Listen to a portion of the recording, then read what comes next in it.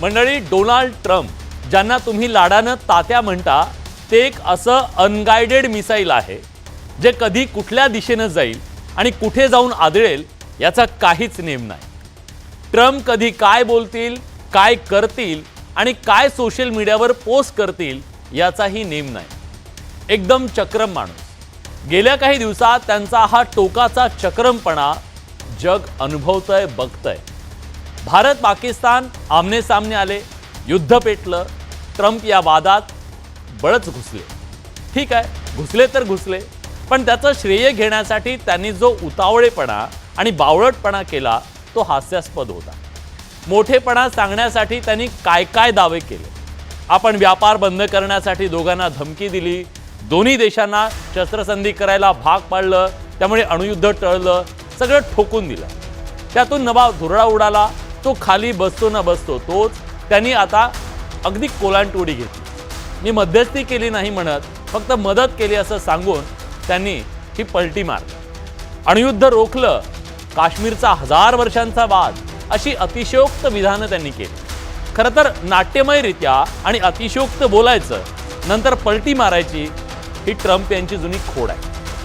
त्यांचं सोशल मीडियावरचं वर्तन तुम्हाला माहितीच आहे, अतिशय चक्रम.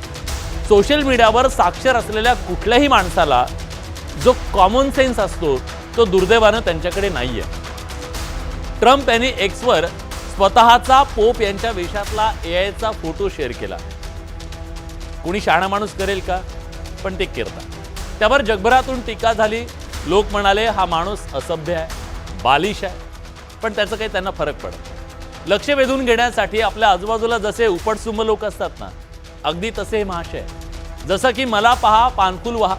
पेंटागॉनचे माजी अधिकारी मायकेल रुबिन यांनी ट्रम्प यांच्या श्रेय घेण्याच्या या हौसेवर एक तिरकोस टोला लगावला. डोनाल्ड ट्रम्प यांना प्रत्येक गोष्टीचं कसं श्रेय घ्यायला आवडतं. तुम्ही डोनाल्ड ट्रम्प यांना जर विचारलं तर ते म्हणतील की एकट्यानं मी विश्वचषक जिंकला, त्यांनी इंटरनेटचा शोध लावला, त्यांनी कर्करोग बरा केला, सगळं सांगतील ते. स्थलांतरितांच्या गंभीर प्रश्नावर हा माणूस सोशल मीडियावर त्यांची थट्टा उडवताना जगानं बघितलं.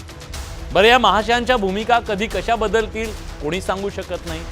लोक त्यांना उगाच पलटूराम म्हणत नाही. ट्रम्प यांनी काही दिवसांपूर्वी टेरिफ धोरण बदललं, लगेच 90 दिवसांसाठी ते स्थगित केलं. त्यांच्या सगळ्या कोलांटोड्या चक्रावून टाकणाऱ्या. दहशतवादाविरोधात आम्ही भारतात सोबत आहोत म्हणून सांगायचं आणि 2 दिवसांनी पाकिस्तानला IMFचे पैसे द्यायचे. भारतात व्यापार वाढवू म्हणायचं आणि मग ॲपलला जाऊन सांगायचं भारतात कारखाने काढू नका. सर्वाधिक वॉन्टेड असा दहशतवादी ठरवून ज्याला 84 कोटींचं बक्षीस जाहीर केलं, त्या अल शाराला हेच महाशय मिठ्या मारताना दिसले.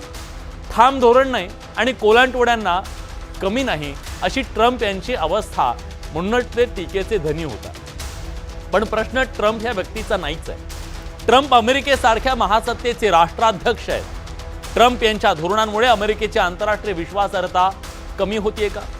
ब्रिटिश लेखक डेव्हिड वान्स यांनी ट्रम्प यांच्या पाकिस्तानबद्दलच्या मुद्द्यावर ते गोंधळलेले असं म्हटलंय आणि चीनच्या प्रॉक्सी धोरणाला न समजणारे राष्ट्राध्यक्ष अशी कठोर टीका केली आहे. असे हे ट्रम्प महाशय आपल्या चक्रमपणामुळे हव्या असलेल्या चर्चेच्या केंद्रस्थानी आले खरे. जगभरात त्यांची चर्चा आहे, अगदी बडे मुद्दे सुद्धा आज आपण चर्चा करतोय, पण आपण विश्वास ठेवायचा किती? हाच सवाल आहे.